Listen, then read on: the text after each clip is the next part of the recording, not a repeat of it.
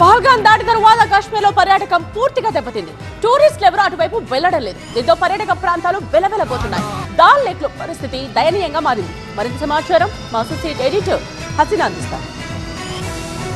కాశ్మీర్ శ్రీనగర్ అనగానే మనకు first గుర్తుకొచ్చేది doll lake.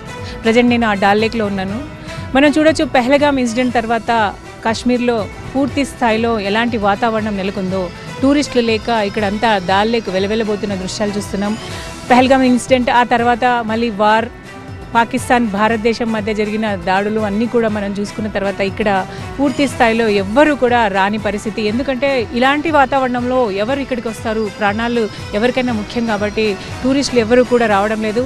పైగా వాళ్ళు చేసుకున్న బుకింగ్స్ అన్నీ కూడా క్యాన్సిల్ చేసుకున్నారు.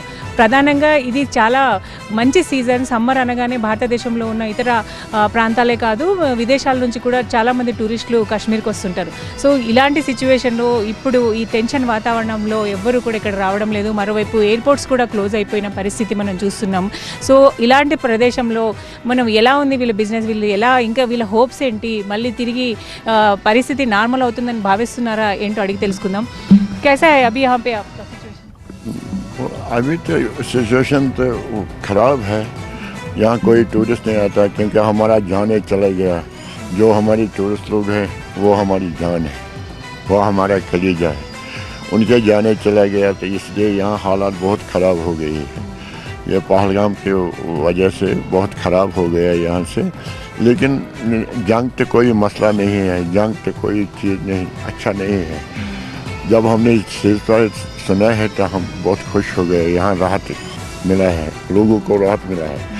इंशाल्लाह हमको पूरा उम्मीद है टूरिस्ट फिर आएगा.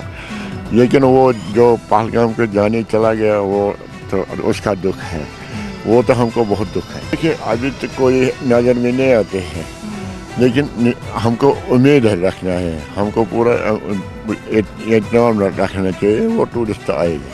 ఖచ్చితంగా ఇండియా పౌరులు చాలా చాలా సాహసంతో కూడుకున్న వాళ్ళు ఖచ్చితంగా మళ్ళీ ఇక్కడికి వస్తారు, టూరిస్టులు మళ్ళీ తిరిగి వస్తారు అని చెప్పి ఆయన అంటున్నారు, ఆశాభావంతో ఉన్నారు.